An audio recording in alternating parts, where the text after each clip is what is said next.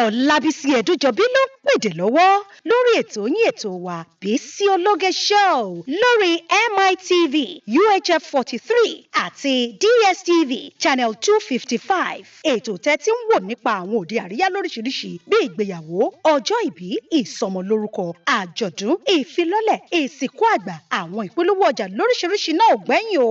Aago 8 sí 9 alẹ́ ní gbogbo ọjọ́ ìsinmi lẹ́ẹ̀ máa bá ọmọ yín pàdé láwọn òde àríyá ti ilẹ̀ yìí àtòkè òkun lóríṣiríṣi lórí MITV. Fún ìpolówó ọjà yín ẹ pè sórí 0803 329 1869 àti 0812 158 4400 tàbí sórí ímeèlì wa bisiologe@yahoo.com. Bó sì jẹ́ lórí wẹ́bsáìtì wa www.bisiologeshow.com. Bísí Ológe ló ń pèdè lórí tẹlifíṣàn. Bísí Ológe mo lójú lọ́rọ̀ wà. Ní ìgbà gbogbo ayé àìnípẹ̀kun àmín. Láti inú mímọ́ ìdákẹ́pẹ́ Olúwa gbóhùn wa, jẹ́ kí etí rẹ kó tẹ́tí sílẹ̀ sóhun ọ̀bẹ wa. Olúwa, ìbáṣepé wọ́n sàmì ẹ̀ṣẹ̀, ọkàn wa dúró de Olúwa ju àwọn tí ń ṣọ̀nà òwúrọ̀ lọ. Àní Béúlà, àwa dúró de Olúwa ju àwọn tí ń ṣọ̀nà òwúrọ̀ lọ. Béúlà, ìwọ ni ẹni tí ìrètí rẹ̀ tó wà nínú Olúwa, nítorí pé lọ́dọ̀ rẹ̀ ni àánú wà àti lọ́dọ̀ lọ́pọ̀lọpọ̀ ìdáǹdè wà. Òun ó sì dá nílé kó gbogbo ẹ̀ṣẹ̀ wa láé àti láéláé. Àmín. Ògo ni fún bàbá, ògo ni fún ọmọ, ògo ni fún Olú Ọlọ́run ẹ̀mí mímọ́. Yóò tẹ̀ láti kọ́ ṣe gbogbo ẹni sísí bẹ́ẹ̀ ni ó sì máa rí ní ìgbà gbogbo ayé àìnípẹ̀kun àmín. Ní orúkọ Jésù. Ní orúkọ Jésù. Ní agbára ẹ̀jẹ̀ Jésù. Olúwa Ọlọ́run alágbára. Àìkú àìsà àìdíbàjẹ́ Ọlọ́run ọ̀run. Ọba mi ọba tí ń jẹ́ èmi ni. Ọlọ́run ìyanu ọba mi ọba tó lọ kọrin kése. Ọba tí ò ní bẹ̀rẹ̀. Ọba tí ò ní òpin. Ọba tí gbogbo ẹ̀dá àlàyé ṣe kábíyèsí fún. Ọba tí ń fọba jẹ. Ọba tí ń rọba lóyè. Ọba tí kò ṣe rọlẹ̀ agbẹ́yìnká ṣe lọ́wọ́ lórúkọ Jésù pẹ̀lú ẹ̀gbọ́n ọpẹ́ wa. Fún wíwà láyé fún wíwà láàyè Ọlọ́run ẹgbẹ́ ayé wa. Torí pé ìwé àṣà sọ pé alàyè òun ní ọ̀rọ̀ yìí. Ó ní sọ̀kú òde yìí. Torí pé ẹjẹ́ ká jẹ́ alàyè lẹ́yìn agbẹ́yìnká ṣe lọ́wọ́ lórúkọ Jésù pẹ̀lú ẹ̀gbọ́n ọpẹ́ wa. Ọlọ́run àní olú ẹgbẹ́ ayé wa. Fún ìgbé ayé màmá wa láti ìbẹ̀rẹ̀ títí dé òpin agbẹ́yìnká ṣe lọ́wọ́ o. Torí pé kò sí àkọọ́lẹ̀ burúkú fún màmá wa. Torí pé àsọ pé màmá ya wèrè ni. Àsọ pé ìbànújẹ́ ṣẹlẹ̀ nínú ilé wọn. Ṣùgbọ́n màmá lọ sinmi nínú Olúwa. Ìpè wọ́n sì ń fọ olórúkọ Jésù pẹ̀lú ẹ̀gbọ́n ọpẹ́ wa. Alágbàwé ẹ̀dá pẹ̀lú ẹgbẹ́ ayé wa. Lórí ọmọdé, lórí àgbàlagbà, lórí ọkùnrin, lórí obìnrin lórúkọ Jésù pẹ̀lú ẹ̀gbọ́n ọpẹ́ wa. Lórí onílé àti àlejò lórúkọ Jésù pẹ̀lú ẹ̀gbọ́n ọpẹ́ wa. Àwọn tọrọ àbẹ̀bẹ̀ fún Jésù lórúkọ Jésù Ọlọ́run máa dáríjì.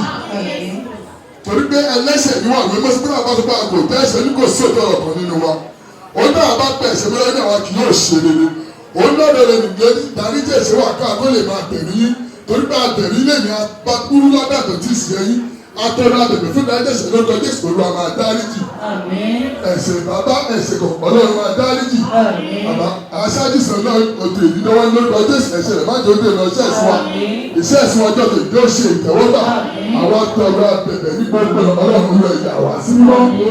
Àti tó ń bọ̀ àti àwọn táwọn lórúkọ Jésù lọ ìyá wá sí mímọ́. Nígbà ìgbà Olúwa máa bá wọn lọ. Ìṣàdó ìdáwọ́ lórúkọ Jésù lọ ìgbàkóso. Nígbà ìkálẹ̀ yìí lóko. Lórí ọlọ́mọ ìgbà ṣòro Jésù Kristi Olúwa tó ìdáǹdè wa. Olúwa bàbá wa ti bẹ ní ọ̀run. Kí á bọ̀wọ̀ fún orúkọ rẹ. Kí ìjọba rẹ dé. Ìfẹ́ tirẹ̀ ká ṣe ní ayé. Bí wọ́n ti ṣe ní ọ̀run. Fún wa lọ́jọ́ ọjọ́ wa lónìí. Dárí ẹ̀ṣẹ̀ wa jì wá. Àti dárí ẹ̀ṣẹ̀ jẹ́ àwọn tó ṣẹ̀ wá. Má fà wá sínú ìdánwò. Ṣùgbọ́n bá wa lọ́wọ́ bìlísì. Torí ìjọba ń tirẹ̀. Agbára ń tirẹ̀. Ògo ń tirẹ̀. Láíláí à. A ò sọ ohun ìbàjẹ́ nípa màmá. Torí náà ọmọ àgbàgbà ké hallelujah. ẹ̀fọ́ ọwọ́ agbára ńlá yìí bàbá lógo nígbà tá a tẹ̀síwájú nínú iṣẹ́ ìsìn wa nípa kíkọ orin nínú ìwé orin wa kí anes 253 gbogbo rẹ̀ ti lẹ́wà tó. Ìrètí lẹ́wà tó ilé mọ́lẹ́ àti fẹ́. Ìrètí lẹ́wà tó ayé ẹ̀ṣẹ̀ àtúnṣe. Ọkọ mi fani tòótọ́. Ìdàpọ̀ èèyàn méjì ìmọ̀lẹ̀ ojú rẹ̀ fún ẹ̀wọ̀n rẹ̀ Ọlọ́run.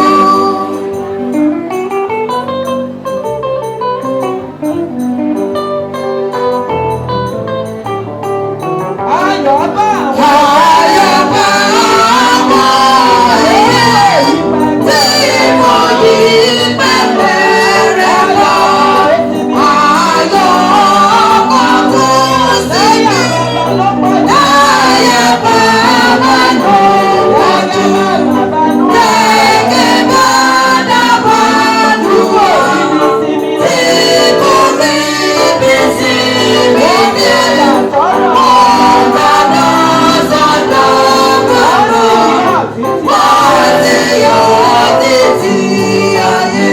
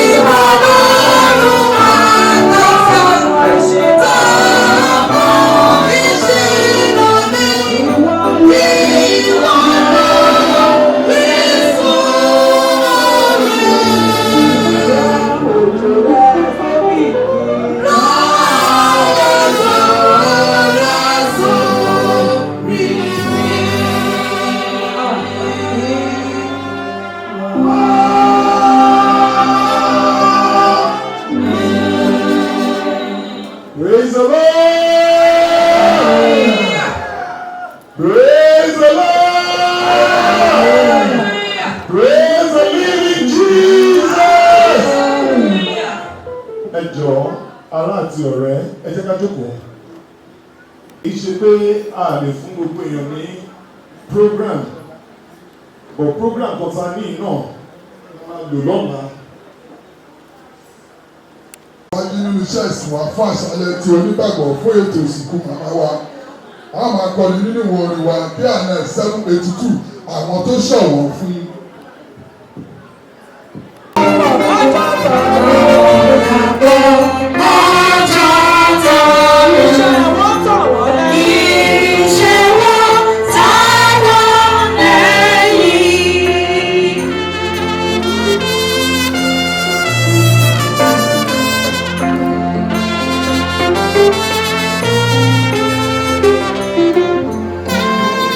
Àwọn tó ṣọ̀wọ́n fún wa.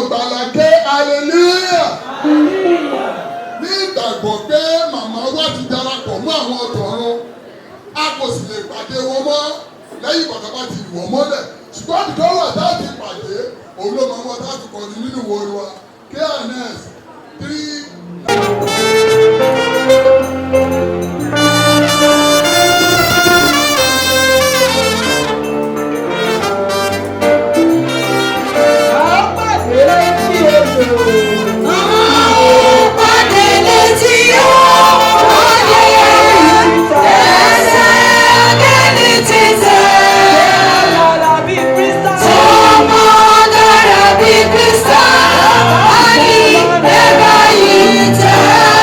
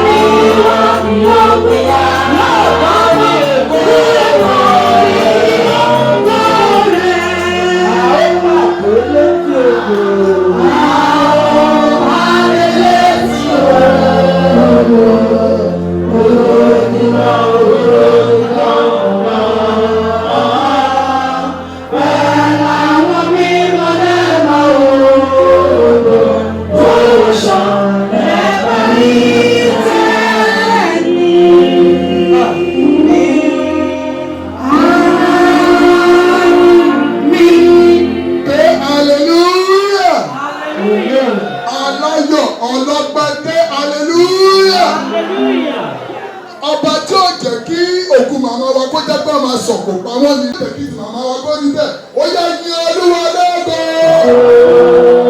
Fún lẹ́gẹ̀sì tí màmá wa lé sílẹ̀ ẹ̀yin bàbá lógo.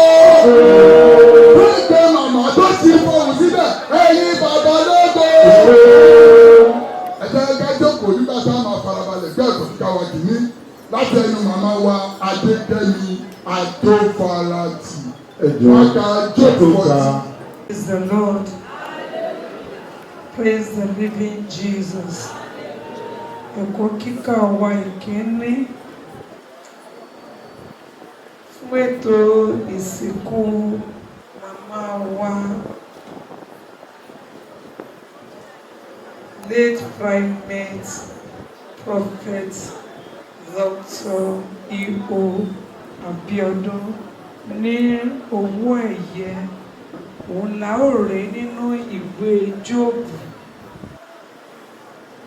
Ìwé Jóòbù orí ìkẹrìnlá.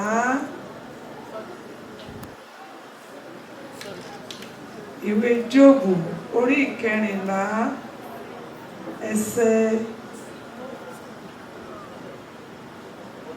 ẹsẹ̀ ìkejìlá tí ó kà báyìí. Bẹ́ẹ̀ ni ènìyàn dùbúlẹ̀ tí kò sì dìde mọ́ títí oòrùn kì yóò fi sí mọ́. Wọn kì yóò jí, a kì yóò jí wọn kúrò nínú oorun wọn. Báyìí ni a parí ẹ̀kọ́ kíkà náà. Kí Olúwa kí ó bùsí kíkà àti gbígbọ́ ọ̀rọ̀ rẹ̀ fún ìgbàlà ẹ̀mí wa. Hallelujah. Ọmọ gbàlàké hallelujah. Ẹ máa wo àwọn tó tóbi jọlọ. Àwọn tó tóbi jọlọ ọ̀nà nǹkan tí wọ́n ń ga hallelujah ní ìjókòó. Ọmọ gbàlàké hallelujah. Ẹ fi ọwọ́ agbára láyé bàbá lógo. Nígbà tá a lọ lórí ogun wa fún àdúrà nígbà tá a màmá wa láti Bẹ́úlà kò ṣe é tù. Tí wọ́n bá wa gbàdúrà sí Ọlọ́run wọn bẹ̀rẹ̀ wọn bẹ̀bẹ̀. Fún wa dúpẹ́ fún lọ́wọ́ Ọlọ́run fún ẹbí fún ìjọ Ọlọ́run onílé àtàlejò àdúrà.